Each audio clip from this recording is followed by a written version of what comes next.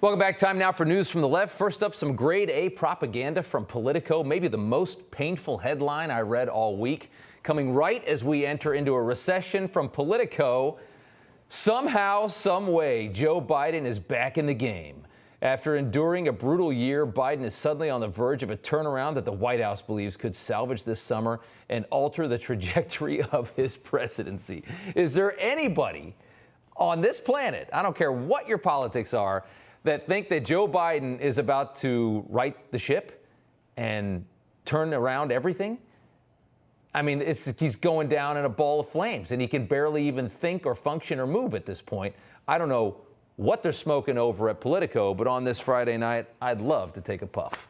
Next up, as the Biden administration resumes construction on the southern border wall, take a look at this tweet from Press Secretary Karine Jean-Pierre back in 2019. At Donald Trump, where are the pesos for your bigoted wall, she said. It is so comical to see reality hit these virtuous nimrods right between the eyes. Everybody's open borders till your numbers start to tank and Hispanics start voting Republican, aren't they, Karine? Next up, while giving a speech in Rome last week where abortions are much more restricted than they are in American blue states, Justice Samuel Alito jokingly responding to the foreign leaders who found it necessary to comment on what the Supreme Court did with abortion here in the United States. He mentioned Boris Johnson, Macron, Trudeau. The best part, though, was when he mentioned the knucklehead Prince Harry, the redhead, who just follows his wife around. Take a listen. I had the honor this term of writing, I think, the only Supreme Court decision in the history of that institution that has been lambasted by a whole string of foreign leaders. What really wounded me was when the Duke of Sussex addressed the United Nations and seemed to compare the decision, whose name may not be spoken, with the Russian attack on Ukraine. The Duke of Sussex, Harry. Nobody cares what Harry thinks. Nobody cares what Harry thinks. That's the point. And poor Harry. Meghan Markle has done such a number on him. Again, I say, he used to be the fun guy, dance around Vegas naked in the hotel room, and now look at him. He's just...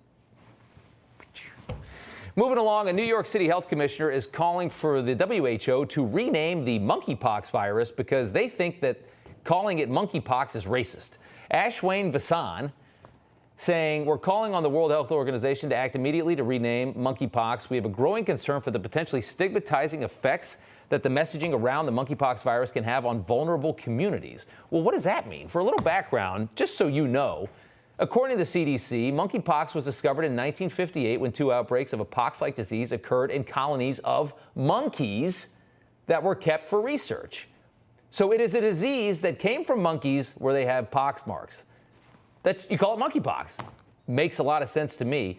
I'd say, though, it's pretty racist that Ashwin and the liberals at the New York City Health Department are somehow drawing a correlation between monkeys and a disease called monkeypox and a vulnerable community.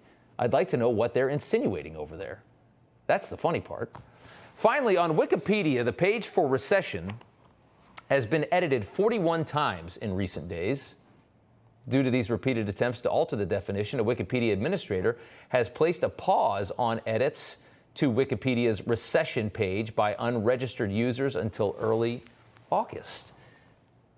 Okay.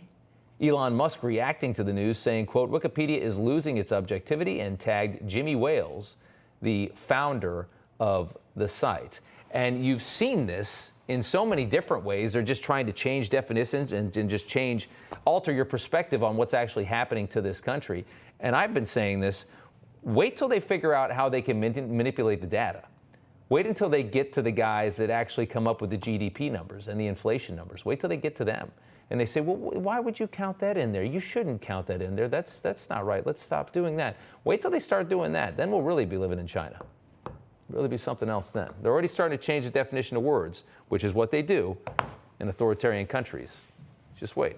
Hey guys, it's Rob Carson. I want to tell you about the Patriot Gold Group. But first, let me tell you that the S&P has already lost $8.2 trillion in 2022. Did you know that? Peak inflation is not even hit despite the Fed rate hikes on groceries, on gas. You know it as well as I do. Morgan Stanley and Goldman Sachs are warning of another 20% drop. Inflation is winning in a knockout right now. The Fed is going to raise rates again at the end of July. Meanwhile, Goldman, Wells Fargo, and Bloomberg are all forecasting gold to surpass all-time highs. If you want to invest in gold, call 888-936-2373 now. Call the Patriot Gold Group today and ask about their no-fee-for-life IRA. Sounds like a good deal, don't it?